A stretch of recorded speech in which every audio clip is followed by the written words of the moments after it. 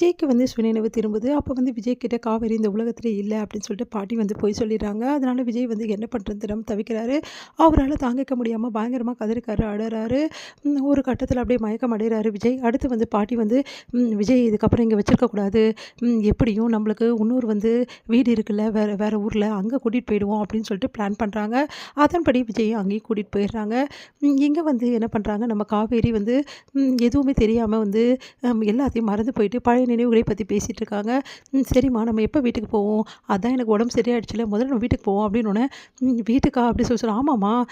பின்ன நம்ம எங்க இருக்கோம்? சென்னையில இருக்கோம்ல. கொடைக்கானல் வந்து ஹாஸ்பிட்டல்ல இல்ல. அங்க சேர்க்காம எதுக்கும்மா இங்க சேர்த்தீங்க? அப்படி சொல்லிட்டு கேட்குறாங்க.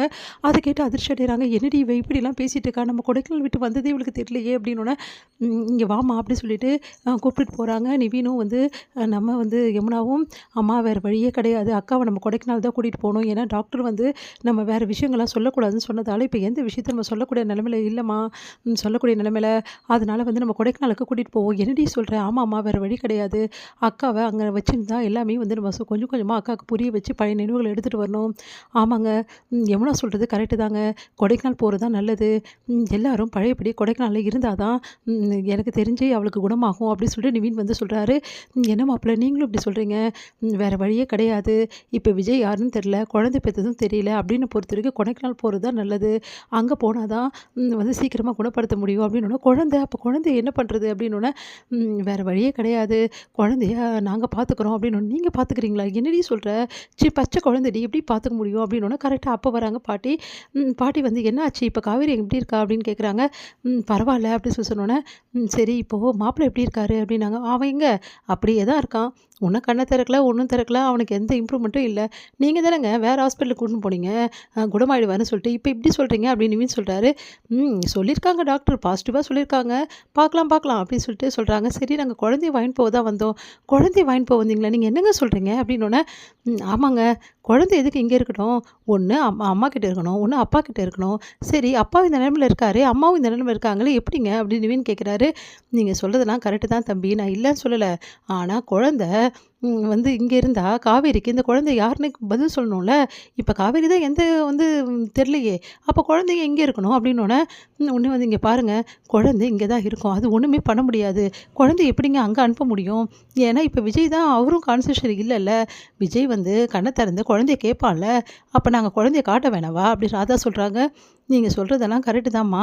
ஆனா இருந்தாலும் பச்சை குழந்தைய எப்படிம்மா அனுப்ப முடியும்? தாய்ப்பாலுக்கு என்ன பண்றது? அப்படின்னோனே, இங்க பாருங்க அதெல்லாம் நாங்க பார்த்துக்குறோம். எங்க வீட்டு வாரிசு நாங்க பார்த்துக்க தெரியாதா? அப்படி ராதா குழந்தைய வாங்குறாங்க. அந்த டைம்ல கங்கா வந்து வேணாங்க நீங்க குழந்தைய எடுத்துட்டு போ வேணாம் அப்படின்றாங்க. அதிர்ச்சி அடைகிறாங்க. ஏம்மா அப்படி சொல்ற? இங்க பாருங்க நானும் தாய்ப்பால் என் பிள்ளைக்கு குடுத்துன்னு தானே இருக்கேன். இந்த குழந்தைக்கும் சேர்த்து எனக்கு குடுக்க தெரியும். என் தங்கச்சிய வளர்த்தவ என் என் இந்த குழந்தைய வளர்க்க தெரியாதா? என் தங்கச்சி குழந்தைய அதனால குடுங்க அப்படின்னு சொல்லிட்டு வாங்கிக்கிறாங்க. நானே தாய்ப்பால் குடுத்து குழந்தைய பார்த்துக்கிறேன். இப்ப என்ன காவேரி தானே வந்து இப்படி இருக்கா? நான் நல்லா தானே இருக்கேன். எனக்கு இன்னொரு குழந்தை இருக்குன்னு சொன்னா காவேரிக்கு என்ன தெரிய போகுது? கல்யாணம் ஆயிடுச்சு, குழந்தை இருக்கு அப்படின்னு சொல்லிட்டு நாங்க சமாளிச்சுக்கிறோம் எனக்கு. அதனால நீங்க டென்ஷன் ஆவாதீங்க. நாங்க பார்த்துக்குறோம் குழந்தைய அப்படின்றாங்க. அத கேட்டு என்னடி இவ இப்படி சொல்றா? அப்படின்னோனே, குழந்தைக்கு தாய்ப்பால் முக்கியம்னு அவங்க சொல்றது கரெக்ட்டு தான்ம்மா. இப்ப கூட்டின்னு போனாலும் தாய்ப்பால் இல்லையேம்மா என்ன பண்றது? அப்படின்னோனே, சரி கொஞ்ச நாள் குழந்தை இங்க இருக்கட்டும். அதுக்கப்புறம் எப்படி அந்த குழந்தைய வாங்க பார்க்கணும் அப்படின்னு சொல்லிட்டு முடிவு பண்றாங்க. அடுத்து வந்து இங்க வந்து விஜய்க்கு வந்து கொஞ்சம் கொஞ்சமா கியூர் ஆயிட்டு வருது. அதனால பாட்டி வந்து கோயிலுக்கு கூட்டின்னு போயிட்டு விஜய்க்கு வந்து வந்து தேவையான அந்த பூஜைகள் எல்லாமே செய்ய ஆரம்பிக்கிறாங்க. எங்க காவேரி வந்து பழையபடி வந்து ரொம்ப சந்தோஷமா வந்து விளைய வராங்க வீட்ல. எல்லாத்தையும் எடுத்து வைக்கிறாங்க, செய்றாங்க. அப்பா ஃபோட்டோ வந்து இங்க காணவே காணோம் ஒண்ணு கூட அப்படின்றாங்க. நல்ல காலம் அந்த ஃபோட்டோ எடுத்தோம். இல்லைன்னா மாலை போட்டு தெரிஞ்சா அவ்வளோதான் இவ அப்படின்னு சொல்லிட்டு அவங்க அப்பா ஃபோட்டோ அந்த இது ஆல்பம் எல்லாத்தையும் எடுத்து பார்த்துட்டு இருக்காங்க காவேரி. இவ என்ன இப்படி இருக்கா? இன்னும் கூட வந்து ஞாபகமே வரலையே அப்படின்னு சொல்லிட்டு அவங்க அம்மா புலம்பிட்டு இருக்காங்க. காவேரி வந்து பழையபடி கல்யாணம் ஆகாத முன்னாடி எப்படி இருந்தாங்களோ அந்த மாதிரி வந்து எல்லா விஷயமும் செய்ய ஆரம்பிக்கிறாங்க. இங்க இத பார்த்து பார்த்து அவங்க அம்மா கஷ்டப்படுறாங்க. எப்படியாவது குழந்தை ஞாபகமும் இது மாப்பிள்ளை ஞாபகமும் வரணும் இவளுக்கு. நம்ம என்ன பண்றது கடவுளேன்னு சொல்லிட்டு கடவுளை வேண்டிட்டு இருக்காங்க சாரதா. இங்க வந்து விஜய் என்ன பண்றாரு?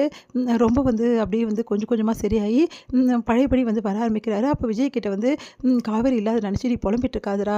காவேரி வந்து இந்த உலகத்தை விட்டு போயிட்டா. இதுக்கப்புறம் என்ன பண்ண முடியும்? ஆக வேண்டிய வேலையை பாரு விஜய் அப்படின்னு சொல்லிட்டு சமாதானப்படுத்துறாங்க. ஆனா விஜயால தாங்கிக்க முடியாம அழுதுட்டு இருக்காரு.